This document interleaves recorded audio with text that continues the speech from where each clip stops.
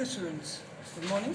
So today we are going to discuss the atoms and atomic theory of matter. ठीक है ना, क्या है atoms? Atoms and atomic theory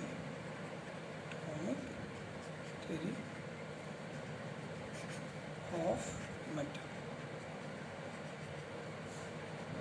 ठीक है ना, ये हमको पढ़ना है.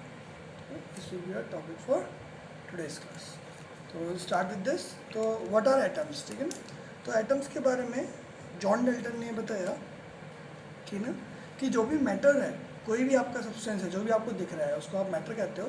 ठीक है ना, और जो मैटर होता है वो that is made up of matter, that is made up of atoms. और atoms are the tiniest particles.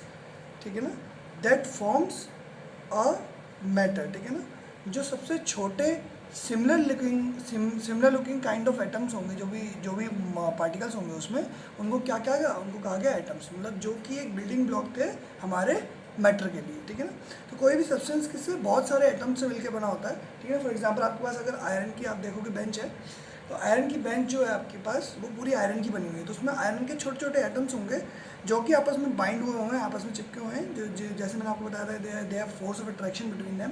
तो उस फोर्स ऑफ अट्रैक्शन से वो जुड़े हुए हैं और जुड़ने के बाद वो क्या कहते हैं, एक सॉलिड फॉर्म बना रहे हैं. ठीक है ना, तो जिस भी मेथड से वो जुड़ रहे हैं, ठीक है ना, वो डिपेंड करता है कि उसकी स्ट्रेंथ कैसी होगी. अगर ज़्यादा अच्छे मेथड से जुड़ रहे हैं, मतलब उनके जो फोर्स है बिटवीन बहुत अच्छा है, तो उसका जो भी उसकी स्ट्रेंथ होगी वो बहुत ज़्यादा होगी. और अगर जो फोर्स ऑफ अट्रैक्शन है वो वीक है तो उसकी स्ट्रेंथ इतनी अच्छी नहीं होगी. ठीक है ना, तो जैसे हम पेपर को देखते हैं, जो पेपर की बॉन्डिंग होती है वो बहुत हल्की होती है, तो पेपर आसानी से फट जाता है. आपका देखा हो आपने. वही अगर आप एक क्या कहते हैं लोहे की शीट लोगे, उसको फाड़ने की कोशिश करोगे तो वो नहीं फटेगी. ठीक है ना, तो एक साइंटिस्ट थे हमारे, उनका नाम क्या था, एक साइंटिस्ट है, उनका नाम क्या है बेटा, जॉन डेल्टन. उनका नाम क्या है बेटा, जॉन डेल्टन. ठीक है ना, साइंटिस्ट है, उनका नाम है जॉन डेल्टन. और वो जॉन डेल्टन ने ये बताया, जॉन डेल्टन ने क्या किया, अपनी थ्योरी दी. उन्होंने कुछ पोस्टुलेट्स बताई. अब पोस्टुलेट्स क्या होती है पहले उसके बारे में देखेंगे.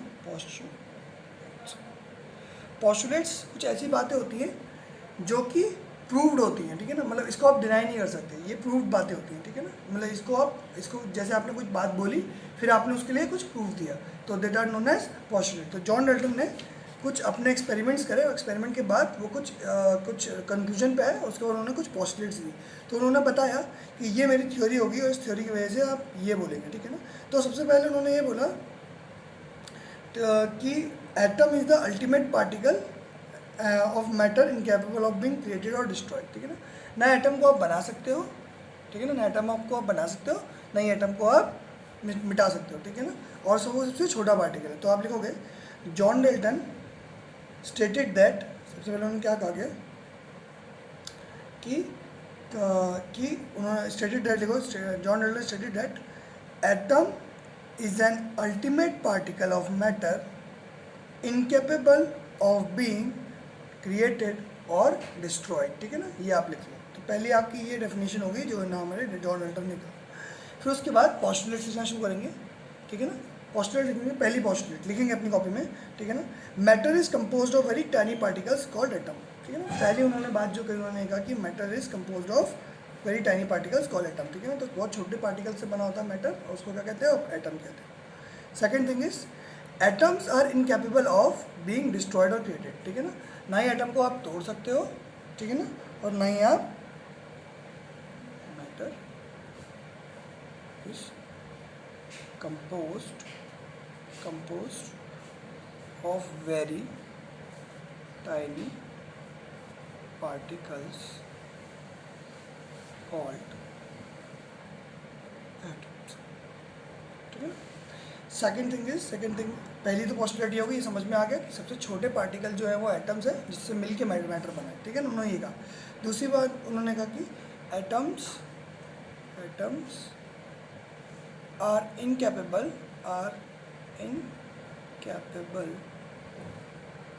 of being destroyed or created. ना तो आप एटम बना सकते हो, ना ही एटम को आप तोड़ सकते हो. ठीक है ना, ना ही उसको नष्ट कर सकते हो, ठीक है ना। Atom of any pure substance can neither be subdivided not change into atoms of another element. मतलब एटम ना ही, मान लो एक प्योर सब्सटेंस है, उसके एटम्स को आप क्या कर सकते हो, ना ही तो आप उसको और तोड़ सकते हो, लेकिन इट कांट बी सब डिवाइडेड, सब, ठीक है ना। एक तो आप उसको और फर्दर ब्रेक नहीं कर सकते, उसके अंदर कुछ जो भी होगा वो कह रहे हैं, इन्होंने कहा कि उसके अंदर कुछ नहीं होता, ठीक है ना, उसको ब्रेक नहीं कर सकते। दूसरी बात उन्होंने ये कही कि ना ही आप इसको, इस एटम को किसी और एटम में चेंज कर सकते हो। One atom can't be changed to another element, ठीक है ना।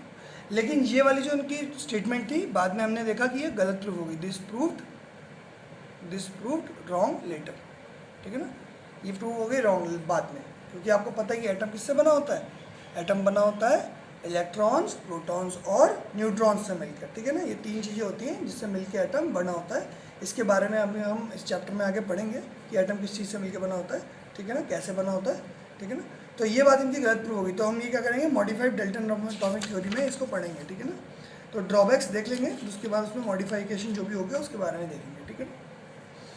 फोर्थ इन्होंने कहा गया कि ऑल एटम्स ऑफ एलिमेंट, तो अभी आप ये अपनी कॉपी में नहीं लिखेंगे, इसको नहीं लिखेंगे, बस आप इतना लिखेंगे, एटम के लिखेंगे ना, it can be subdivided. Second thing is one atom can not be, one atom can be change to another element, ठीक है ना। उसमें कुछ फेरबदल करके आप उसको दूसरे एलिमेंट का एटम नहीं बना सकते, वो हमेशा उसी एलिमेंट का एटम रहेगा, ठीक है ना। फोर्थ है all atoms of elements are identical in terms of, तो एक एलिमेंट के, मान लो आपने एक एलिमेंट बोला, कोई एलिमेंट बोल लिया आपने आयरन, ठीक है ना, इसके जो भी एटम्स होंगे all are of same size, mass and other properties, ठीक है ना। सारी की सारी प्रॉपर्टीज, साइज, मास, इन सारे एटम्स का, एफई के अंदर जितने भी एटम्स होंगे, जो एफई के एटम्स होंगे, उनका सबका साइज, मास, सब कुछ सेम होगा, ठीक है ना। सारी प्रॉपर्टीज सेम होगी हर एक एटम की, ठीक है ना। तो किसी एक एलिमेंट का जो एटम है, जैसे आपने बोला एफई का एटम है, तो हर एक एफई का एटम एक सा होगा, ठीक है ना, they all are identical in nature, ठीक है ना। Next is atom of one element differ in mass and other characteristic from other element. मतलब एक एलिमेंट का mass, atom of one element is different from the mass of the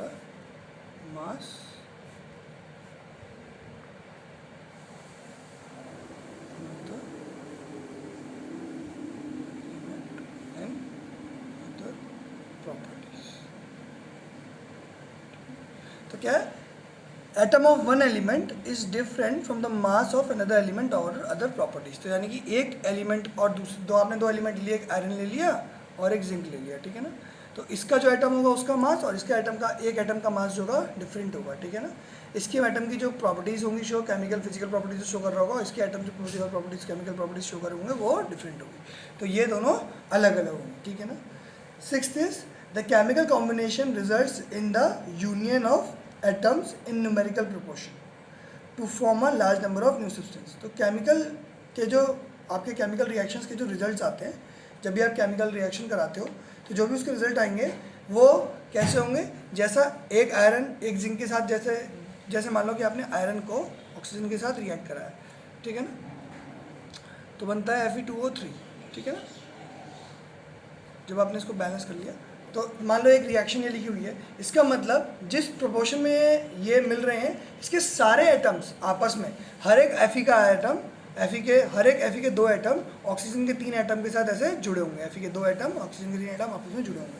तो ये जो उन्होंने बताया कि ये प्रोपोर्शन होता है, ये एकदम हमेशा सेम रहता है। तो अभी हमने थोड़ी देर पहले लॉ ऑफ कॉन्स्टेंट प्रोपोर्शन पढ़ा था, तो जिसमें हमने पढ़ा था कि CO2 बनता है, ठीक है ना, हमने पढ़ा था क्या बनता है, CO2। तो कार्बन का एक एटम, ऑक्सीजन के 2 एटम, ठीक है ना। हमेशा हर एक मॉलिक्यूल जो भी होगा CO2 का, वो कैसा जुड़ा होगा, ऐसे जुड़ा होगा, ठीक है ना। अब मॉलिक्यूल क्या होता है, जब 2 एटम्स मिलते हैं तो जो भी बनाता है सब्सटेंस, उसको क्या कहते हैं, मॉलिक्यूल कह लेते हैं, ठीक है ना, उसे कहते हैं मॉलिक्यूल, ठीक है ना। इसके बारे में हम आगे पढ़ेंगे, अभी एटम्स और एटॉमिक थ्योरी के बारे में पढ़ रहे हैं, तो अभी सिर्फ एटम्स के बारे में पढ़ेंगे, मॉलिक्यूल्स के बारे में नहीं पढ़ेंगे। Seventh is the relative number and kind of atoms are constant ever in a given compound. इसका मतलब यही जो बात जो मैंने अभी बताई कि जो रिलेटिव नंबर ऑफ इसके जो भी नंबर है, जैसे इसका एक है, एक मॉलिक्यूल में इसके दो हैं, ये हमेशा कांस्टेंट होंगे। और ये लॉ ऑफ कांस्टेंट प्रोपोर्शन भी हमारा यही कहता है कि क्या होगा, तो 6 और 7 नंबर पे आप क्या लिखोगे, 6 नंबर पे आप लिखोगे कि chemical combination results in the union of atom in numerical proportion to form a large number of new substances. ठीक है ना, ये लिखोगे 6 नंबर पे। और 7 नंबर पे आप लिखोगे the relative number and kind of atoms are constant in a given compound. तो these are the 7 postulates of John Dalton. ठीक है ना, तो Dalton atomic theory, this is Dalton atomic theory. तो डाल्टन एटॉमिक थ्योरी के 7 postulate थे। ठीक है ना, डाल्टन डायरेक्टली वेरीफाई नहीं कर पाया इन सब चीज़ों को, लेकिन उसने अपनी बातों को क्या कहते हैं, थ्रू सम एग्जाम्पल्स समझाने की कोशिश करी। ठीक है ना, तो आजकल लेकिन for modern purpose the modern atomic theory correlates Dalton atomic theory in fact that the atoms are the small particle of matter that take part in chemical reaction. जो उन्होंने ये बात कही थी कि सबसे छोटे एलिमेंट जो भी रिएक्शन में पार्ट लेते हैं वो एटम्स होते हैं, वो बात अभी भी ठीक है, लेकिन कुछ बातें जैसे ये बात कि atom can not B divided, ये बात गलत होगी, क्योंकि अपने पास इलेक्ट्रॉन प्रोटॉन न्यूट्रॉन्स आ गए जो जिससे एटम मिलकर बना था। ठीक है ना, ये बात जो उन्होंने कहा था कि ये कांस्टेंट प्रोपोर्शन में मिलते हैं, ये हमेशा एकदम सेम रहेगा, ये बात आज भी ठीक सच है। ठीक है ना, ये बात आज भी सच है। ठीक है ना, इट्स नॉट रॉन्ग। तो कुछ बातें जो इनकी बहुत अच्छी थी, लेकिन इनके पास कुछ ड्रॉबैक्स भी थे। क्या थे बेटा? ड्रॉबैक्स का मतलब होता है कमियाँ। तो कमियाँ क्या थी अल्टरनेट थ्योरी की, तो लिखेंगे। तो सबसे पहली कमी थी एटम इज, पहला ड्रॉबैक था, atom is no longer consider as the smallest. पहली वाली प्रॉपर्टी यही है, पहली जो लिमिटेशन है यही है, atom is no longer considered as smallest indivisible particle. इस लाइन का मतलब क्या है कि एटम अब नहीं रहा, एटम अभी अब कंसिडर नहीं करा जाता स्मॉलेस्ट इंडिविजुअल, मतलब जिसको तोड़ा ना जा सके। ठीक है ना, ऐसा पार्टिकल, पहले इन्होंने बोला था कि एटम एक ऐसा पार्टिकल है जिसको हम तोड़ नहीं सकते, वो इंडिविजिबल है। लेकिन अब जब हमें पता है कि there are electron, neutrons and protons, जब 19वीं सेंचुरी में आए तो उन्होंने तो इन सब चीज़ों का क्या कहते हैं, डिस्कवरी हो गई। ठीक है ना, इलेक्ट्रॉन, न्यूट्रॉन, प्रोटॉन की डिस्कवरी हो गई। जब इनकी डिस्कवरी हुई तो उस समय पे हमें क्या पता चला कि एटम जो है वो ऐसा पार्टिकल नहीं है जो स्मॉलेस्ट है, उससे छोटे पार्टिकल्स भी है हमारे पास। ठीक है ना। Second thing is atom of same element have different masses. कैसे हो सकता है? Different masses. ऐसा इसलिए होता है क्योंकि वहाँ पर क्या होते हैं, आइसोटोप्स होते हैं। आइसोटोप्स किसे कहते हैं? वो एलिमेंट्स जिनका नंबर तो सेम होता है, जिनका एटॉमिक नंबर तो सेम होता है। देखो, हम किसी एटम को अगर हमें डिफाइन करना हो, जैसे तुम्हारे से पूछा जाए कि तुम अपने बारे में बताओ, तो तुम अपना नाम बताओगे, अपनी क्लास बताओगे, है ना, कि my name is, for example my name is Muskan and I am from class 9th। ठीक है ना, आपने ऐसे बोला, या माय नेम इज़ भूमिका, I am from class 9th ए, आपने ऐसे बताया।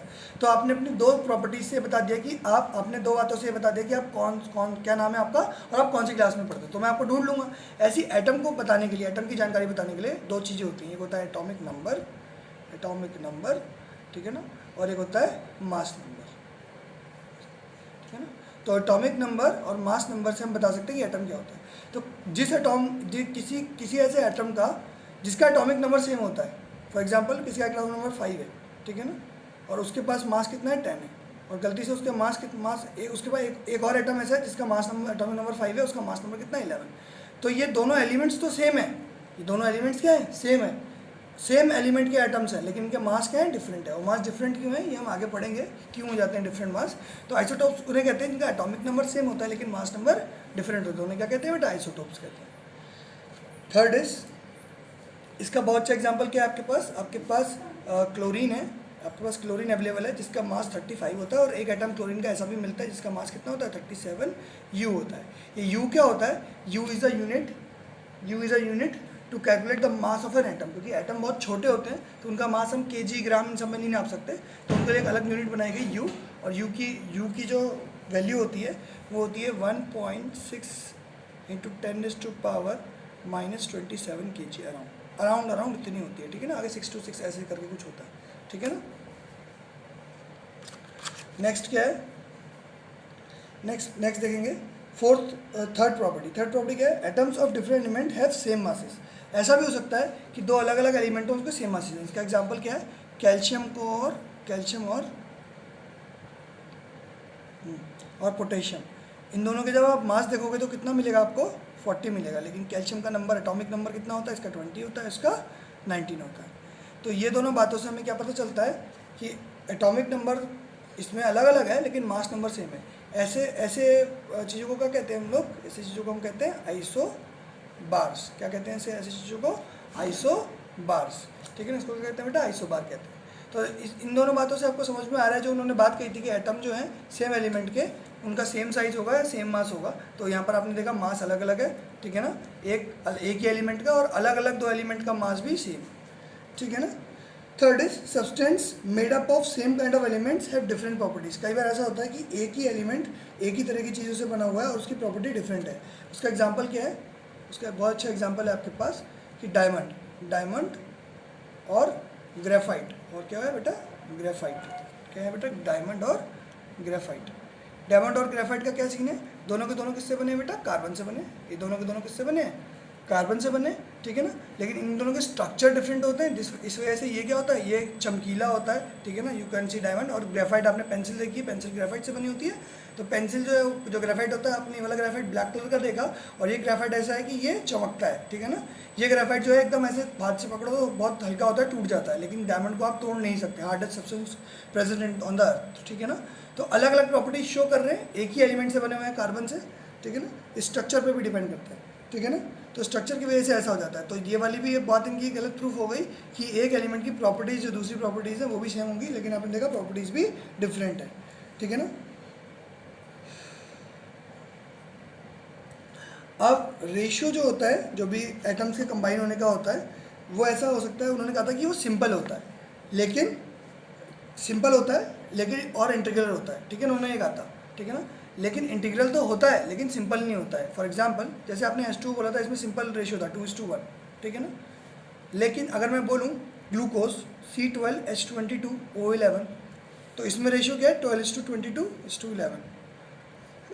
ये एक सिंपल रेशियो नहीं है, ठीक है ना, ये एक सिंपल रेशियो नहीं है। तो हमने देखा दिस रेशियो इज फिक्स्ड, ये रेशियो फिक्स्ड है, इंटीग्रल भी है, लेकिन ये रेशियो सिंपल नहीं है। जैसे यहाँ सिंपल रेशियो था 2:1, ये सब, इसमें ट्रिपल रेशियो आ रहा है। तो क्यों आ रहा है, क्योंकि यहाँ पर हमारे पास कॉम्प्लेक्स कंपाउंड भी अवेलेबल होते हैं जो कि फॉर्म हो सकते हैं। तो उन कंपाउंड्स के बारे में जॉर्ज न्यूटन नहीं जानते थे, तो इस वजह से उन्होंने ऐसी बात बोली थी, और उनकी ये वाली बात इसलिए गलत प्रूफ हो गई। तो उनके 5 ड्रॉबैक्स हैं, इन 5 ड्रॉबैक्स को आप प्रॉपरली लिखोगे कि atom is no longer considered as small indivisible particle. Second आप लिखोगे atoms of same element have different masses. Third आप लिखोगे atoms of some different element have same masses are known as isobars, ठीक है ना। यहाँ पर आर नोन एज आइसोटोप्स लिख लेना, ठीक है ना। नेक्स्ट आप 4th नंबर पे लिखना, substance are made up of same kind of elements have different properties. For example diamond and graphite are made up of carbon have different properties, ठीक है ना।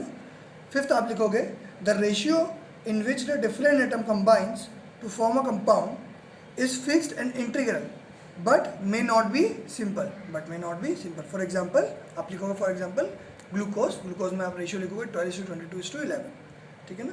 ये बात आपको समझ में आई, ठीक है। तो यहाँ तक आपके ड्रॉबैक्स और आपकी डाल्टन एटॉमिक थ्योरी खत्म हो जाती है, ठीक है ना। अब हम बात करेंगे एटम के बारे में। ये तो आप डाल्टन की एटॉमिक थ्योरी के बारे में था सब कुछ। अब हम बात करेंगे एटम होता क्या है, ठीक है ना। तो सबसे पहले आप लिखेंगे व्हाट इज एन एटम। तो एटम के बारे में अगर लिखना है तो पहली डेफिनेशन आप लिखोगे, लिखो बेटा एटम, ठीक है ना। इसकी डेफिनेशन लिखो जो मैं बोल रहा हूँ। Atom is the smallest particle of an element which take part in chemical reaction and maintains its chemical identity throughout the physical and chemical changes. आपने एक तरह के एटम लिए बहुत सारे, ठीक है ना, और उनकी यूज़ करके क्या किया आपने, केमिकल रिएक्शन कराई, ठीक है ना, ये जो मैंने पहले लाइन बोलती हूँ वो लिख ली होगी आपने। केमिकल रिएक्शन कराई, जब आपने केमिकल रिएक्शन कराई तो जो उनका रेशियो था, जैसे आपने हाइड्रोजन और ऑक्सीजन लिए और उनको मिला दिया तो उनकी रिएक्शन कराई तो उसमें H2O बना, तो आपने देखा कि ये 2 यूज़ हो रहे हैं तो ये 2 बन रहे, ठीक है ना। तो 2 हाइड्रोजन 1 ऑक्सीजन को आपने मिलाया तो आपके 2 मॉलिक्यूल बनेंगे H2O के, ठीक है ना। तो ये जो इंटीग्रिटी है कि हाँ इसके 2 होंगे इसका 1 होगा तब ऐसे बनेगा, ये हमेशा मेंटेन रहती है, ठीक है ना, ये हमेशा मेंटेन रहती है और ये आइडेंटिकल रहती है। अगर आप पूरा लोगे तो हर वाटर क्या होगा, वो ऐसा ही बना होगा, हर एक वाटर का मॉलिक्यूल क्या बना होगा, H2O जैसा बना होगा, ठीक है ना। तो ये आइडेंटिकल रहती है, उन्होंने ये बात, ये खासियत है आपकी एटम की। तो एटम क्या करता है, इसको मेंटेन करने का काम करता है, ठीक है ना। And they are also the building blocks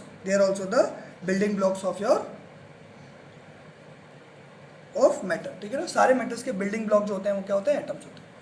अब एटम के बारे में, एटम 3 चीज़ों से मिलकर बना होता है, एक का नाम होता है इलेक्ट्रॉन, पहली चीज़ इलेक्ट्रॉन, दूसरी चीज़ होती है प्रोटॉन और तीसरी चीज़ होती है न्यूट्रॉन, ठीक है ना। इन तीनों की खासियत और इन तीनों के बारे में मैं आपको एक्सप्लेन करूँगा। इलेक्ट्रॉन एक ऐसा सब्सटेंस हो जाता है जो नेगेटिवली चार्ज होता है, प्रोटॉन पॉजिटिवली चार्ज होता है और इस पर कोई चार्ज नहीं होता। मास जो होता है इलेक्ट्रॉन का वो हम 0U मानते हैं, इसका मास 1U मानते हैं और इसका मास भी 1U मानते हैं। U तो आपको पता है 1.6 × 10 पावर कितना होता है, 1.626 × 10⁻⁻27 kg। ये कैसे आया, क्यों आया, ये हम आगे इसी चैप्टर में आगे पढ़ेंगे, पक्का पढ़ेंगे, ठीक है ना, अभी पढ़ेंगे, ठीक है ना। तो इसके बारे में देखेंगे, पहले इलेक्ट्रॉन्स, प्रोटॉन्स और न्यूट्रॉन्स के बारे में पढ़ते हैं क्या है, ठीक है ना। इलेक्ट्रॉन्स का मास मैंने 0U क्यों लिखा, क्योंकि क्या होता है, ऐसे मान के चलो, जैसे मान लो कि मैंने आपको बोला कि आपके पास 100 kg चीनी है, 100 kg आपके पास क्या है, शुगर, ठीक है ना, 100 kg शुगर है आपके पास, और उसमें से अगर मैं बोलूँ कि 0.1 ग्राम शुगर जो है अगर कम हो जाए, ठीक है ना, कम हो जाए, if decreased, if is taken out, 100 kg sugar में से 0.1 ग्राम, 100 kg कितना ज़्यादा हुआ, उसमें 0.1 ग्राम समझ में आ रहा है आपको कितना छोटा हो गया, 10⁵ तक पहुँच गया, काफ़ी छोटा हो गया नहीं। तो इसके सामने ये 100 kg के सामने 1 ग्राम भी बहुत छोटा है, आप 1 ग्राम ही मान लो, ठीक है ना, 1 ग्राम भी बहुत छोटा है। तो 1 ग्राम अगर चीनी कम हो जाएगी तो आपको कोई फर्क नहीं पड़ेगा, आपके पास कितना है, 100 kg है। ऐसे मान के चलो कि आपके पास 1 लाख रुपये है और उसमें से किसी ने बोला कि यार 1 रुपये कम है 1 लाख में, ये आप ले लोगे नहीं ले लोगे, तो आप क्या होगा, चलो कोई नहीं, 1 रुपये से कोई फर्क नहीं पड़ता, ठीक है ना, क्योंकि 1 लाख रुपये के सामने 1 रुपये की कोई वैल्यू नहीं है। ऐसे ही 100 kg आगे इसकी कोई वैल्यू नहीं है। ऐसे ही इनका जो मास होता है, अगर मैं मास इस लिखे हूँ तो इलेक्ट्रॉन का मास कितना होता है, इलेक्ट्रॉन का मास होता है 9.1 × 10⁻⁻31 kg, ठीक है ना। इनका मास होता है 1.626 × 10⁻⁻27 kg, ठीक है ना, इनका मास, और इसका मास भी ऐसे होता है 1.6,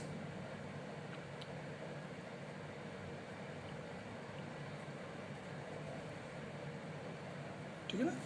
तो इस मास को, ये मास अराउंड इसके बराबर है, तो इसलिए इसको 1U, दोनों को 1U बोल दिया गया है। और ये मास जो है वो इससे कितना छोटा है, 10⁻⁻⁴ छोटा है। दैट मीन्स अगर ऐसे मान के चलो, अगर मैंने 10,000 रुपये का क्या कहते हैं इसे को दी, अगर इनके पास 10,000 रुपये हैं तो इसके पास सिर्फ कितने हैं, इसके पास सिर्फ 1 रुपये है, ठीक है ना। तो इसके पास 10,000 रुपये, इसके पास 1 रुपये है, तो इसके पैसों की कोई वैल्यू नहीं रहेगी। ऐसे इसके पास 10⁻⁴ टाइम्स ज़्यादा मास है, इसके पास 10⁻⁻⁴ टाइम्स कम मास है, ठीक है ना। तो इतना कम मास होने की वजह से इसके हम मास को नेग्लिजिबल मान लेते हैं कि इसका मास क्या होगा, नेग्लिजिबल होगा। तो जब भी हम मास कैलकुलेट करेंगे, जो भी एटम का मास कैलकुलेट करेंगे वो किसकी वजह से करेंगे, प्रोटॉन्स और न्यूट्रॉन्स की वजह से करेंगे। तो प्रोटॉन्स और न्यूट्रॉन्स से बताएंगे कि एटम्स का मास कितना होता है, ठीक है ना। तो इनके बारे में जान लिया हमने कि इनका जो मास जो होता है उसका 0 होता है, इसका 1 होता है, और इसका चार्ज नेगेटिव, इसका पॉजिटिव, इसका 0 चार्ज होता है, तो कोई चार्ज नहीं होता है। तो इन तीन छोटे छोटे एलिमेंट से मिलकर क्या बना होता है, हमारा एटम मिलकर बना होता है। और ये तीनों एलिमेंट्स और छोटे नहीं आप तोड़ सकते, और इससे छोटे नहीं तोड़ सकते आप, ठीक है ना। तो एक जो आइसोटोप्स होते हैं उनके नंबर ऑफ इलेक्ट्रॉन्स तो सेम होते हैं, लेकिन उसमें नंबर ऑफ न्यूट्रॉन्स डिफरेंट होते हैं। और आइसोबार्स में क्या होता है, आइसोबार्स में नंबर ऑफ न्यूट्रॉन्स सेम होते हैं, न्यूट्रॉन्स और प्रोटॉन्स का जो एडिशन है वो टोटल सेम होता है, लेकिन उसमें नंबर ऑफ इलेक्ट्रॉन्स डिफरेंट होते हैं, ठीक है ना। ऐसी चीज़ें हम लोग पढ़ेंगे। तो अब एटम्स के बारे में और पढ़ते हैं कि एटम्स का साइज़ क्या होता है, साइज़। तो इसका साइज़ क्या होता है, इनका साइज़ अगर आप देखोगे तो किसके बराबर होता है, लगभग 10⁻⁻10 मीटर के अप्रॉक्सीमेटली इतना होता है, इसके इस साइज़ के बराबर होता है, ठीक है ना, इसके साइज़ के बराबर होता है। और ये इसको हम और किस नाम से जानते हैं, एंगस्ट्रॉम, ठीक है ना, एंगस्ट्रॉम के नाम से जानते हैं और इसको डिनोट करते हैं 1 ए ऊपर नॉट, ठीक है ना। जैसे मीटर को ऐसे लिखते हैं, हम लिखते हैं 10⁻10 मीटर को हम 1 ए के ऊपर ऐसे गोला लगा के एंगस्ट्रॉम लिख सकते हैं, इसको क्या बोलते हैं बेटा, एंगस्ट्रॉम, ठीक है ना। तो 1 angstrom is equal to 10⁻10 metre. तो लगभग ये कितना हो गया, लगभग ये हो गया 0.1 नैनोमीटर। नैनो ये तो आपको समझ नहीं आएगा अभी मैं सब बताता हूँ, ठीक है ना, इसके बारे में बताता हूँ। तो देखो पहले कुछ प्रीफिक्सेस देख लेते हैं, फिर समझेंगे ये सब, ठीक है ना। देखो जब आप लिखते थे, बचपन में पढ़ते थे kilo, hecto, deca, litre, metre, gram, deci, centi, milli, ठीक है ना। तो मिली में आप क्या लिखते थे, 10⁻³ लिखते थे, ठीक है ना। इसका 10⁻² लिखोगे, इसका 10⁻⁻1, इसको 1 लिखोगे, इसको 10⁻1, इसको 10⁻2, इसको 10⁻3। ऐसे कहते हैं ना कि 1000 kg में या 1 kg 1000 मिलीग्राम 1000 ग्राम में 1 kg होता है, ठीक है ना। तो अगर ये 1000 हो जाएगा, मतलब यहाँ पर जाओगे तो ये 1000 हो जाएगा, ठीक है ना। तो मतलब 10⁻³ आए तो हम किलो लिखते हैं, ऐसे ही 10⁻6 आए तो हम क्या लिखते हैं, मेगा, एम लिखते हैं। 10⁻9 आए तो हम क्या लिखते हैं, जीगा, ठीक है ना। ऐसे नीचे की तरफ चलते हैं, 10⁻6 आए तो हम क्या लिखते हैं, माइक्रो, क्या कहते हैं इसे, माइक्रो, इसका सिंबल ऐसा होता है, ठीक है ना। 10⁻9 लिखा होता है तो हम क्या लिखते हैं, नैनो, एन से लिखते हैं और इसका नाम होता है नैनो, ठीक है ना। 10⁻12 लिखते हैं तो इसको क्या लिखते हैं, पीको, पी से डिनोट करते हैं, PI, ठीक है ना। तो ऐसे होता है, तो माइक्रो, नैनो, पीको, ठीक है ना। तो अगर आगे पावर ये लगी होगी तो ये लिखोगे, तो 10⁻10 को आप क्या लिख सकते हो, 10⁻10 को लिख सकते हो 0.1 × 10⁻9, ठीक है ना। एक्सपोनेंशियल है, ईजी है एकदम, ठीक है ना। चेंज कर दिया मैंने कि 0.1 इधर लिख दिया और 10⁻9 लिख दिया, तो यानी कि 0.1 नैनोमीटर के बराबर है। तो इसका रेडियस कितना है, लगभग 0.1 नैनो।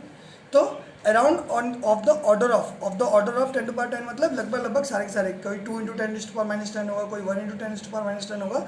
इस रेशियो में, इस ऑर्डर में आपका क्या होगा, आपका रेडियस होगा इसका, आपके एटम का, यानी कि इसका साइज़ जो है वो इतना बड़ा होगा, ठीक है ना। उसका रेडियस इतना होगा तो साइज डायमीटर इसका डबल हो गया, 2 × 10⁻10 हो गया, ठीक है ना। तो ये है आपका हाइड्रोजन एटम का लगभग साइज़, ठीक है ना। और आपका साइज़ क्या है, मॉलिक्यूल ऑफ वाटर का साइज़ देख लेते हैं। मॉलिक्यूल ऑफ वाटर का मॉलिक्यूल में एक हाइड्रोजन और 2 ऑक्सीजन होते हैं, तो उसका साइज़ लगभग कितना होता है, 10⁻9, दैट इज 1 नैनोमीटर के बराबर होता है, ठीक है ना। फिर उसके बाद इसके बाद हम देखते हैं हीमोग्लोबिन का, मॉलिक्यूल ऑफ हीमोग्लोबिन। क्या होता है हीमोग्लोबिन, आपके जो ब्लड के अंदर जो भी क्या कहते हैं, RBC होते हैं, उनके अंदर जो भी फिल होता है रेड पिगमेंट, उसको क्या कहते हो आप, हीमोग्लोबिन कहते हो। उसका साइज़ क्या होता है, 10⁻8 मीटर, दैट मीन्स आप इसको लिख सकते हो 10 नैनोमीटर, ठीक है ना। इसको ऐसे भी लिख सकते हो ना, 10 × 10⁻9, तो 10 नैनोमीटर लिख सकते हो, ठीक है ना। Next is grain of sand. Sand का जो पार्टिकल होता है उसका साइज कितना होता है, लगभग 10⁻4 मीटर होता है उसका रेडियस, ठीक है ना। 10⁻4 मतलब सिर्फ 0.1 मिलीमीटर, 0.1 मिलीमीटर हो गया ना। 10⁻4 कितना हो गया, 0.1 मिलीमीटर से एक छोटा हो, ठीक है ना।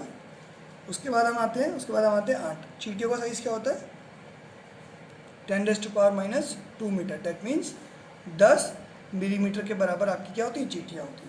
और वाटरमेलन, आपका वाटरमेलन आपने घर में देखा होगा, कभी लाते हो, उसका साइज़ कितना होता है, लगभग 10⁻1 मीटर, दैट मीन्स 10 सेंटीमीटर के आसपास उसकी क्या होती है, लाइन होती है, 10 सेंटीमीटर, ठीक है। 10⁻1 मतलब डेका में, डेका मतलब सेंटीमीटर में, अगर मैं देखूँ 10 सेंटीमीटर और डेका मीटर देखूँ तो कितना हो जाएगा, ये 1 डेका मीटर, ठीक है ना।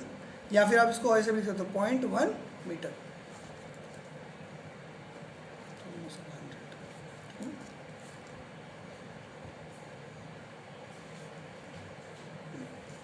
ठीक है ना, 0.1 मीटर, ठीक है ना। तो समझ में आ रहा है ये, समझ में आ रहा है ये सब, ठीक है ना, कि वाटर का साइज जो होता है लगभग इतना इसके बराबर होता है, 10 सेंटीमीटर के बराबर होता है, 0.01 मीटर, 10 सेंटीमीटर के लगभग बराबर होता है वाटरमेलन का रेडियस, ठीक है ना। तो ये हमने डिफरेंस देखा कि कितना हमारा मॉलिक्यूल जो है वो कितना छोटा है, ठीक है ना, रिस्पेक्ट टू अगर हम जो चीज़ देख सकते हैं, जैसे आंट को हम देख सकते हैं, तो आंट 10⁻⁻2 है और मॉलिक्यूल हमारा 10⁻10 है, तो 10⁻8 का डिफरेंस है। -8 का मतलब 10 के आगे 1 के आगे 8 जीरो लगा दिया आपने, ठीक है ना, लगभग 10 करोड़ गुना छोटा है उससे, ठीक है ना। तो ये बात आपको समझ में आ रही होगी। तो ये हमने बात करी कि एटम का साइज़ कितना होता है, ठीक है ना, और क्या कहते हैं हम लोग कितना उससे छोटा देख सकते हैं माइक्रोस्कोप में। हम अगर एटम को देखना है तो हमें कितना 10⁸8x जूम करना पड़ेगा, ठीक है ना, मतलब 10 करोड़ गुना जूम करना पड़ेगा, तब जाके आपको एटम दिखेगा, ठीक है ना, क्योंकि आपकी नेकेड आइज सिर्फ यहाँ तक देख सकते हैं, एंड तक देख सकते हैं, ग्रेन ऑफ सैंड भी देख सकती है, सैंड को देख सकती है। उसके बाद अगर आप 10⁻4 भी देख रहे हो तो भी आपको लगभग दिख जाएगा, ठीक है ना। तो ये आपको समझ में आ रहा होगा कि यह कैसे हम लोग साइज ऑफ एटम बताते हैं, एटम किस चीज़ से मिलकर बना होता है। कल हम डिस्कस करेंगे कैसे हम सिंबल को, कैसे हम प्रिमिटिवली, जो सबसे पहले डेल्टन ने बनाए थे एटम्स के बारे में, तो डेल्टन ने एटम्स के सिंबल कैसे बनाए थे, और आजकल हम एटम के सिंबल कैसे देखते हैं। तो डेल्टन ने बताए थे सिंबल्स, कुछ अल्केमिस्ट ने बताए थे, ठीक है ना। तो अब और मॉडर्न डे में जो भी यूज़ करते हैं उन सब सिंबल्स के बारे में आपको सब बताऊँगा, ठीक है ना। फिर देखेंगे हम लोग कि ये यू मास कैसे आया, कितना होता है, रिलेटिव मास, सब देखेंगे, ठीक है ना। कल इसके आगे से हम सब पढ़ेंगे, ठीक है ना। Thank you for the class.